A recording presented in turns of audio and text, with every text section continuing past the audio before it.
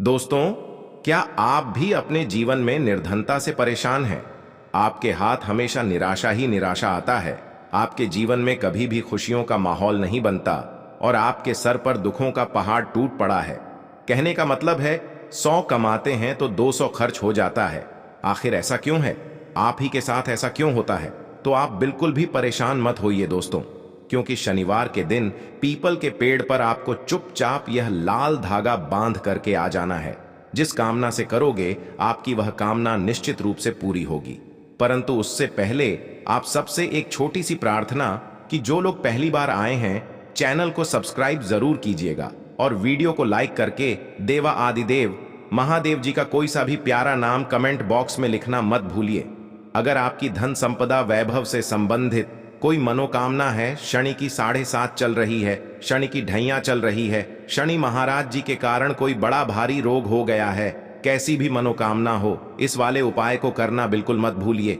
इस पूरे वीडियो में हम 3 महा उपायों के बारे में बात करेंगे जो कि आपकी अलग अलग कामना पूर्ति के लिए सिद्ध होंगे। तो ध्यान से सुनना, समझने की कोशिश करना। सबसे पहले बात करते हैं पहले वाले उपाय की। पहला वाला उपाय किन लोगों को करना है, वह चीज ध्यान से सुनिए। यह होगा आपके परिवार की खुशियों के लिए, आपकी कामना की पूर्ति के लिए। अगर आपके घर में को लेकर के समस्याएं बनी हुई है ना, परिवार का विभव नहीं बढ़ रहा है, परिवार में संपदा नहीं बढ़ रही है, परिवार के कुल की मर्यादा, ऐश्वर्य और सत्ता को बढ़ाने के लिए अगर आपके परिवार में सुख शांति समृद्धि नहीं है, क्लेश बहुत ज्यादा होता है, परिवार के लोगों की उन्नति नहीं हो रही है, सब कुछ कर रहे हो लेकिन फिर भी आपका परिवार आगे नहीं बढ़ रहा है। जीवन में अगर आप आरोग्य रहना चाहते हो, किसी भी तरीके का कोई रोग आपके शरीर में है, तो उसको खत्म करने की कामना शनिवार के दिन पूरा होता है। इस शनिवार इस वह करना बिल्कुल मत भूलिए। इसके लिए आपको चाहिए होगा सबसे पहले एक लोटा शुद्ध जल अपने घर का तालस में, ठीक है, और अलग से एक होगा आपको स्टील का कोई भी पात्र, कटोरी ले लो, लोटा ले लो, कुछ भी ले लो, लेकिन स्टील का लेना। अब इस स्टील के लोटे के अंदर आपको 3 चीजें डालनी होगी। वो 3 चीजें कौन कौन सी है, इस चीज के बारे में ख्याल रख लेना। सबसे पहले आएंगे चावल, है ना, जिसे आप भी कहते हैं, ठीक है। ध्यान रखना, ये जो अक्षत है खंडित नहीं होने चाहिए करके आपको चावल के दाने लेने हैं। इसके अलावा ना एक कम ना एक ज्यादा। ठीक इसी के साथ में आपको लेना होगा थोड़ा सा दूध। जो दूध लोगे वो किसका होना चाहिए? गाय का दूध, और वो भी कैसा होना चाहिए? कच्चा, ठीक है, ज्यादा नहीं लेना है। अगर थोड़ा सा लोटा खाली भी रह जाता है ना, उसे जल से भर लेना, ठीक है। तो आपको थोड़ा सा 2 चम्मच आप गाय का दूध ले लोगे और इसी के साथ में आपको लेना होगा कोई सा भी एक लाल फूल। इस पर गुलाबी पर मत जाइएगा, मेरे को जो फूल लग मिला वह मैंने ले लिया। आपको यहां पर लाल फूल, चाहे आप गुलाब का ले लो, कमल का ले लो, जो लाल फूल मिल जाए वो लाल फूल ले लो। तो ये जो 3 चीजें आपने ली हैं, 7 चावल के दाने, दूध और एक ये लाल फूल, आपको स्टील वाले कलश में डाल देना है। तो आपके पास में 2 कलश तैयार हो गए। एक तांबे का हो गया जिसके अंदर जल है, और एक हो गया आपके पास में स्टील का जिसके अंदर इन तीनों चीजों को आपने डाला है। और फिर भी खाली रह जाए तो उसे जल से भर लेना। इन दोनों कलश के अलावा आपको एक चाहिए होगी मोली लाल धागा, जो भी सूती धागा होता है। मोली ले लो, कलावा ले लो, जो मिल जाए वो ले लो। सूती लाल धागा कितना लेना है आपको? आपकी लंबाई के बराबर इस चीज का ख्याल रखना। जिस सिर से लेकर पैर तक जो आपकी लंबाई है, उस लंबाई के बराबर का आपको लाल धागा ले लेना है। हो सके तो एक दीपक ले लेना, साथ में गाय के घी का गोल बाती का, और इसे लेकर के शनिवार के दिन किसी भी समय पर यह चीज ध्यान रखना, शनिवार के दिन किसी भी समय पहुंच जाना किसी भी पीपल के पेड़ के पास। सबसे पहले आपको यहां पर जो एक दीपक लेकर के आए हो, उस दीपक को आपको यहां पर प्रज्वलित कर देना है, ठीक है, पिपलेश्वर महादेव जी के नाम से। और उसी के पास सबसे पहले आपको दूध समर्पित करना है। ध्यान रखना, जो दूध वाला कलश है, स्टील का लोटा, उसे समर्पित कर देना, और उसे समर्पित करके एक लोटा शुद्ध जल आपको पिपलेश्वर महादेव जी के नाम से इसकी जड़ों अर्पित करना। केवल यह वाला काम यहीं तक करना है। उसके बाद आपको क्या करना है, इस पीपल के वृक्ष की 7 परिक्रमा करके, है ना, 7 परिक्रमा जब आप पूर्ण कर लोगे इस पीपल के वृक्ष के चारों तरफ, है ना।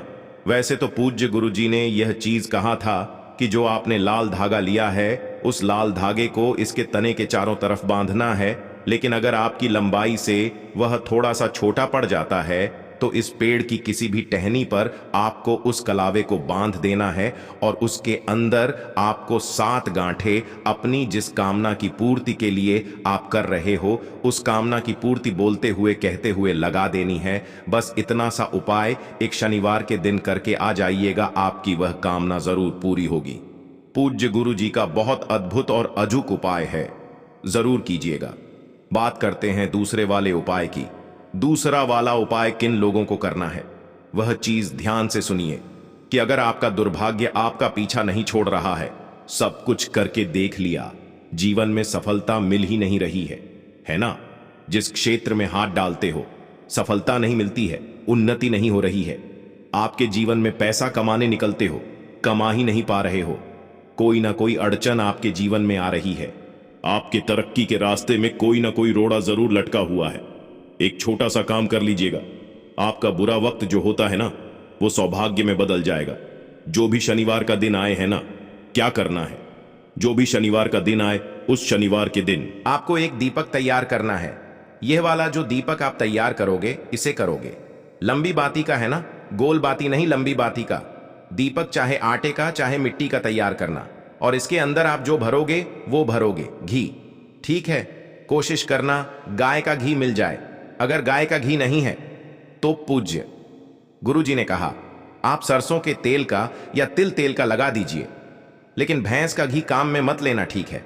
सरसों या तेल का तेल या फिर आप घी से भर दीजिए। गाय के घी से है ना, जो भी पीपल का पेड़ हो उस पीपल के पेड़ के नीचे इस लंबी बाती के दीपक को शनिवार के दिन शाम के समय जब सूरज ढल रहा हो उस समय पर लगा करके अपनी कामना बोल करके आ जाया करो। वो व्यक्ति शनिवार के दिन इसे लगा देता है, शनि कभी उसे परेशान नहीं करता, जीवन में कभी भी उसके दुर्भाग्य नहीं आ सकता। इस बत्ती का जो मुख रखोगे वो उत्तर दिशा की तरफ रखना। पूज्य गुरु जी ने बहुत जोर करके बताया था, जरूर कीजिएगा। साथ ही साथ अगर आपके जीवन के कष्ट खत्म होने का नाम नहीं ले रहे हैं, जीवन में घाटा बहुत ज्यादा हो रहा है, व्यापार आपने खोला हुआ है उसमें घाटा हो रहा है, बहुत ज्यादा दुख में परेशानी में जीवन बीत रहा है, सब कुछ करके थक चुके हो, हार चुके हो, सफलता नहीं मिल रही है, तो यह काजल की डिब्बी का उपाय मैं फिर से वापस आपको एक बार बताऊंगा। एक काजल की डिब्बी लेना है और आपको अपने सिर से लेकर पैर तक ध्यान रखना, सिर से लेकर पैर तक परिवार का कोई भी व्यक्ति है उससे कह देना, घड़ी की सुई की दिशा में 21 बार उतारने के लिए 21 बार इसका उतारा करना, और उतारा करके किसी भी पीपल के पेड़ के पास पहुंच जाना और पीपल के पेड़ के पास जाकर के किसी भी समय शनिवार के दिन एक गड्ढा खोदना और गड्ढे के अंदर इस काजल की डिब्बी को दबा करके ऊपर से एक पत्थर बड़ा सा रख देना, इतनी अंदर दबाना कि कोई इसे खोद करके निकाल ना पाए। ऊपर से हो सके तो एक लोटा शुद्ध जल पिपलेश्वर महादेव जी के नाम से इसी पत्थर के ऊपर समर्पित कर देना। केवल एक शनिवार कर लीजिए, अगले शनिवार तक बुरा वक्त आपका पीछा छोड़ देगा। पूज्य गुरु जी का बहुत अद्भुत और अचक उपाय है, जरूर कीजिएगा। बात करते हैं तीसरे वाले उपाय की कि अगर आपकी शनि की ढैया चल रही है ना, 7.5 लगी हुई है, बनते काम बिगड़ रहे हैं, जिस कार्य में हाथ डाल रहे हो सफलता नहीं मिल रही है, शनि महाराज जी के कारण कोई बड़ा भारी रोग हो गया है, कोई दोष चल रहा है जिसकी वजह से आप जीवन में उन्नति नहीं कर पा रहे हो, कोई शत्रु है जो आपके कार्यों में बाधा डालते हैं, बने बनाए काम आपके बिगड़ रहे हैं, एक छोटा सा काम कीजिएगा। एक छुटकी लेने हैं, आपको काले तिल है ना, मात्र एक छुटकी काले तिल लेना और इसी के साथ में आपको लेना होगा एक दीपक। दीपक कैसा होना चाहिए?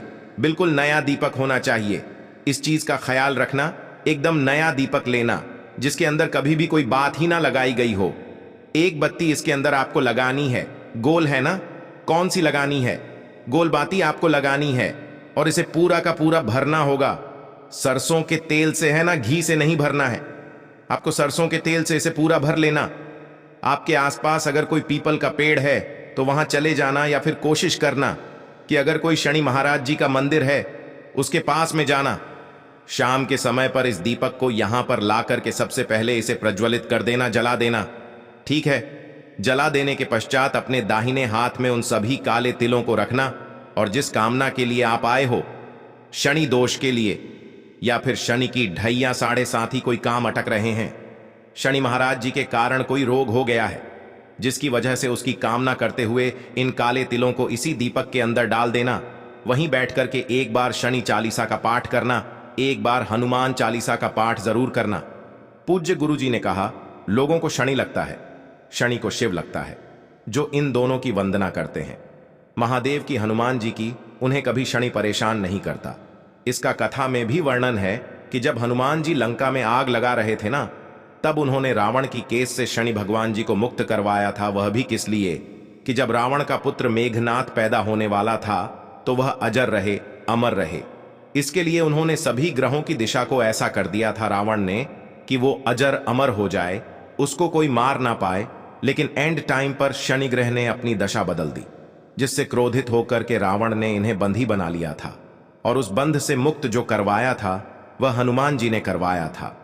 और तब शनि महाराज जी ने कहा था कि जो भी व्यक्ति हनुमान जी की वंदना करता है, जो कि शिव के ही एक रुद्र रूप है, उन्हें कभी भी शनि परेशान नहीं करेगा।